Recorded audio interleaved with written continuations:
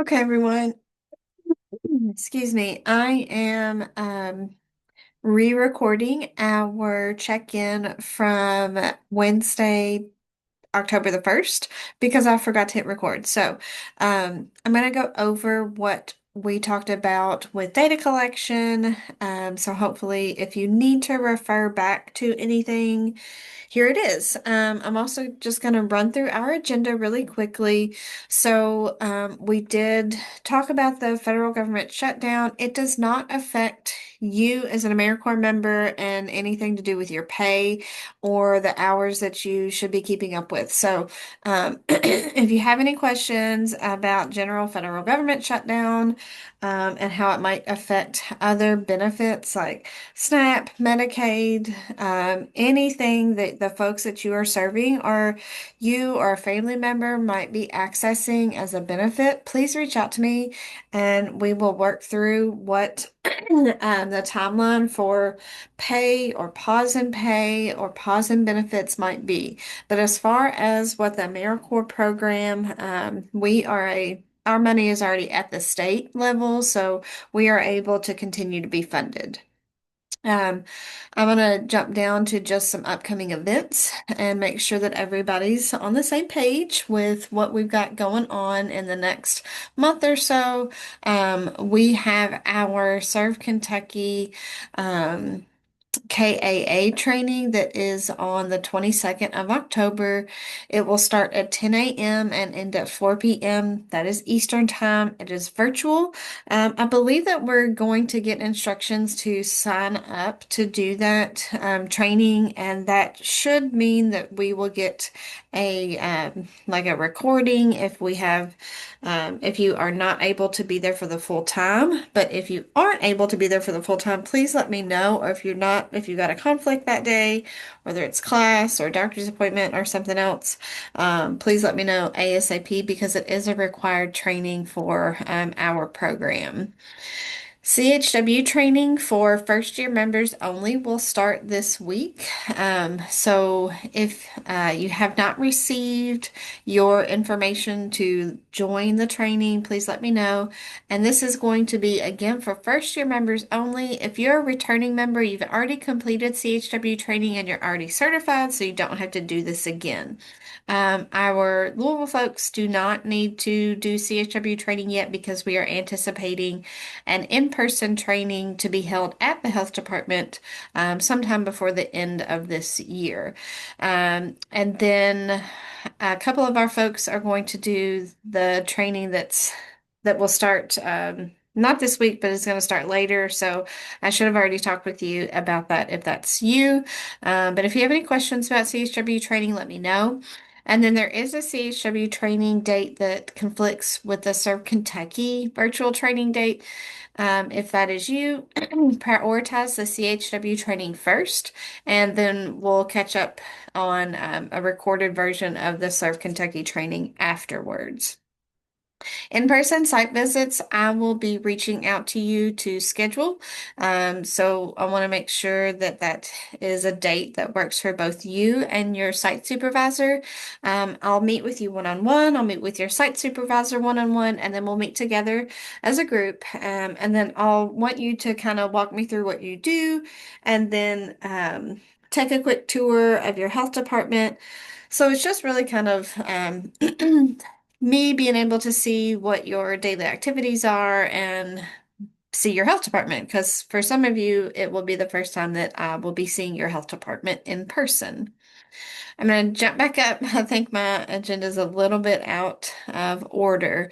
The On3 Learn training, your certificate showing me that you have completed that training. They are due today. I want to just remind everybody, anytime I'm asking you to complete something, it's not because I just have a whim and I want you to to do something for my benefit.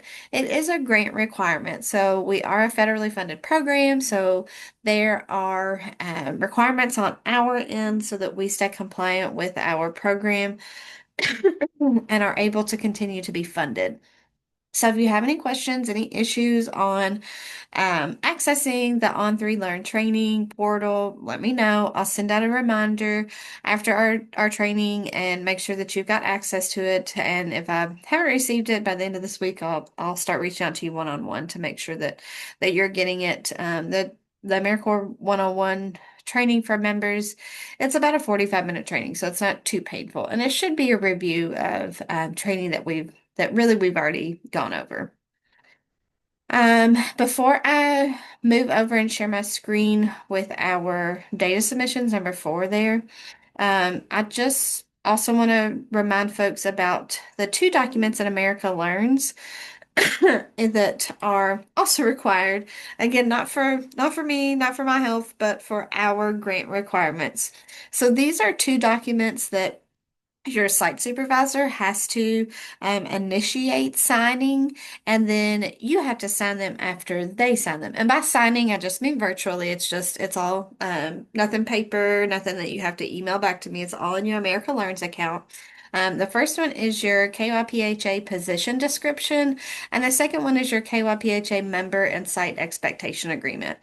Both of these documents are helpful for you at your site and you and your supervisor to go over together. So, some of them, that second document, number two, help set the expectation, as it says in the title, for what your site supervisor and what your site, your health department expects of you for the year. And it also might outline some things that if you're at this point, hopefully not still questioning if you've been there for a few weeks, but where to park, how to use your computer, if you use Microsoft or Google or whatever the case may be for storing your documents, and how to best access those and how to keep confidentiality, where your break room is, all those kinds of things. It's all written down so that if you ever have a question, you can go back or your site supervisor can go back and say, we went over this. If there's something I wasn't clear about, then here it is.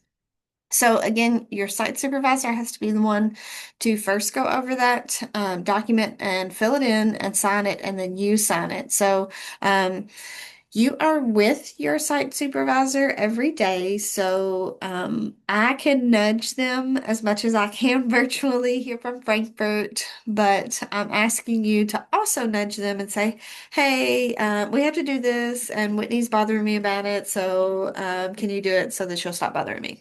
So thank you in advance for doing that. And then also, if the documents are waiting for your signature, please log in and look under your America Learns to-do list and make sure that it's not just hanging out waiting for you to sign off on it. Or if you've got questions about it and you weren't sure about maybe one of the blanks that were filled in by your supervisor and you wanted to talk to me about it, reach out, let me know, and say, this doesn't sound right to me, or I'm just a little confused, and you need a little facilitation between me and your site supervisor. I'm happy to do that. Just let me know.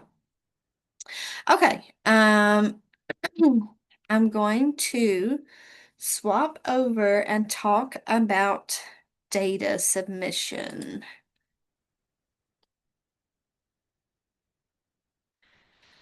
All right, so I'm on the America Learns portal, and as a review, you are now going to start submitting data. If you need a review, a refresher on what the data collection piece is, you can go back to our training that we did at the beginning of September. It's on our YouTube page. You can scroll over to when we talk about data collection, when we talk about our performance measures, and then I'll resend the America Learns PowerPoint, but then you also have it here, the training video on America Learns. So the report completion training video is up here at the top on the homepage when you log in. So um, there's hopefully that's helpful as well. So I'm going to hit, this is not what you're going to do. You would hit log in, so ignore that part. But I'm going to log in like I'm a member. And this is just a test account, so but it's going to look the same for you. So on mission control over here on the left, there's progress reports. So you're going to have progress reports to complete, and these are going to be tied to the submission timeline will be your timesheet timeline. So the same time that you're turning in your timesheet is going to be the same time that you are submitting progress reports. So this, looks like this account has a late progress report and then one that's due now. So I'm just going to click one. So this is what it's looking like. You have this data to fill in for your weekly progress report. So again, it's weekly. And I want to just pause for a second and talk about our goal in collecting this data. So if you recall, when we were doing our training back in September, we are collecting data, and for you returning members, we did not do this before. We weren't required by our grant to do this. We are now required by our grant to do this. But I think it's a good thing because we're showing the importance of our program, the importance of our health departments, and the importance of you as an AmeriCorps member and the service that you're providing. So by having the data behind us, we are able to show our partners, our grant stakeholders that we matter and the service we provide matters, the community members we are serving matter, all those good things matter. So I think that you should be really proud about the data that you're collecting and about the service you're providing. And hopefully this makes you feel good and shows you that there are, tangible data, real things that support the service that you're providing this year as an AmeriCorps member. So um, I'm going to show you where you can access the paper documents if that's helpful for you to access paper documents, but they are going to look the exact same as what America Learns portal looks like. There's just a Word document version, but you're always going to have to input that into America Learns. So, I think we went over this in September, but just to again show you what it looks like on your end. If for some reason you didn't serve for a week that a progress report is due, you're going to click Did Not Participate. Hopefully that doesn't happen very often, if at all. The first time you're going to scroll down here and select your health department. So this member is connected to the Johnson County Health Department, so I would select that.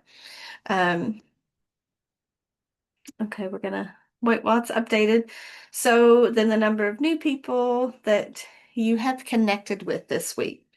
And let's talk about who we're actually inputting here because some of you are going to be going to lots of events where there are going to be a lot of people. And I want to make sure that we're really clear about who you're trying to collect data with or on and who you don't need to worry about. Because I think that was something that we kind of got hung up on in September.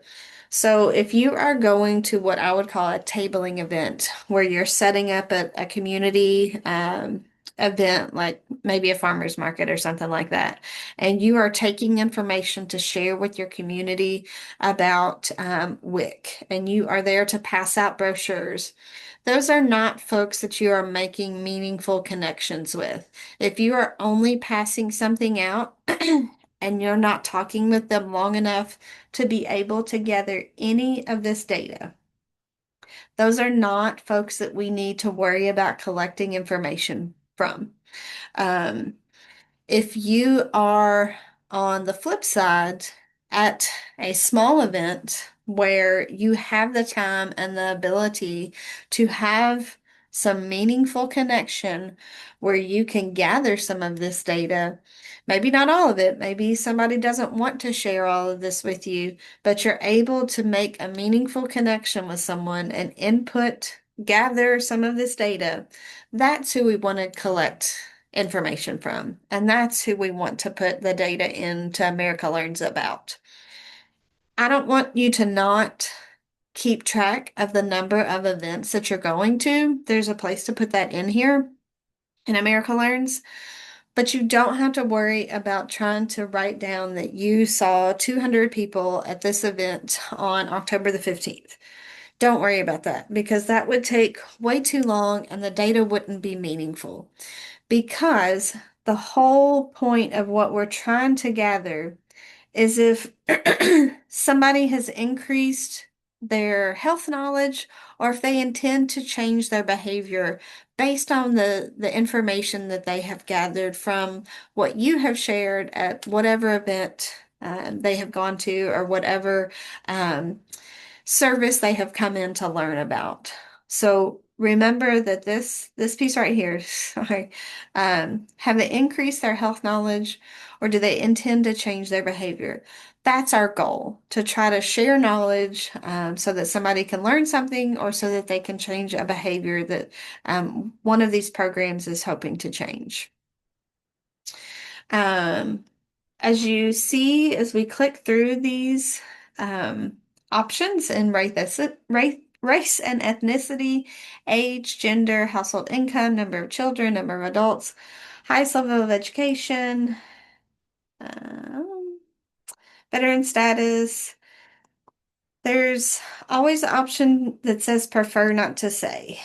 So if you have somebody who starts to complete a form or who you start to gather information from, and the first question is what's your race and ethnicity, and maybe they're okay with that, maybe they're okay with sharing their age, maybe they're okay with sharing their gender, and then they get to household income and they're starting to feel like I don't want to do this anymore. That's okay. You can just say prefer not to say. Number of children under 18. If you don't know, just select 0. Um, if they, if it's just themselves, you would just select 1. Um, again, highest level of education. You can come down here and say prefer not to say. Veteran status, if you don't know, prefer not to say. Um, and then what program are they accessing? So if you are serving mostly in WIC or hands or harm reduction, but they still have not shared with you what they are accessing, just select the program that you are serving in. And then this is our big kicker right here. This is what we're really trying to get after is that last question. So if this is a client or a community member that you have had interaction before, had interaction with before, they're going to go under the returning people section. So you're going to fill in how many returning folks you're entering up here, and then it's fewer questions here. And then you would add the new person. And then here's where you're going to select how many events you've attended that week.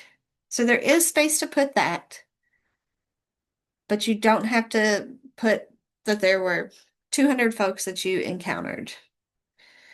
So the intake form here, this is where you would be able to upload your sign-in sheets, your forms that you are handing to your community members or your clients to fill out if they choose to fill out, or if you are filling them out for them or with them. If you don't want to upload them, you don't have to. However, if you are not uploading them, you need to keep them because I will come collect them at some point, either at my site visit in person or at the end of the year when we see each other. So don't get rid of them. Hold on to them. Keep them for all times. So at the end, you'll just click submit and that will submit your progress report for the week. So where can you find the um, sign-in sheet and the Word document? I want to make sure that you can see this okay. You will go to the KDA website, click on AmeriCorps, and you're going to scroll all the way to the bottom. You all have been on this site because you have submitted your application before, but it's the AmeriCorps Services sign-in sheet and the AmeriCorps Services fillable form. And then I will show you what those look like. And we went over these in September, but just in case you um, need a little reminder, here they are. Okay. So here is the sign-in sheet that you could hand to somebody if they want to fill it out on their own. This is again everything that's in the America Learns data collection piece is right here. So if you hand this to somebody and you get it back and maybe there's only a couple things filled out, then you're going to turn around and input it into America Learns as maybe they filled out three of these things. Well, the rest of the items are going to be prefer not to say when you input it into America Learns. And that's it. It's a single sheet. And then the Word document is really just for you. It's going to be what it's not, I mean, you could print it out, but it's designed to be fillable on a computer. Um, so as you see, it's going to allow you to scroll down. So if you wanted to print this out, you certainly could, and you could fill these in. Um, that's totally up to you. However you want to utilize this form, you have it as an option. So these are the forms that are available to you on the website, but everything is going to have to be entered in America Learns. So in some ways, the Word document might be a little bit redundant because you're still going to have to input the data in America Learns. So as you're getting into the America Learns report, if you have questions, if you're feeling unsure about things, just reach out and let me know. Um, but hopefully the more you use it and the more weeks go by, it will start to feel a little more comfortable. Um, that's kind of the best way to get into it is to try it and to see if there are questions when we start it.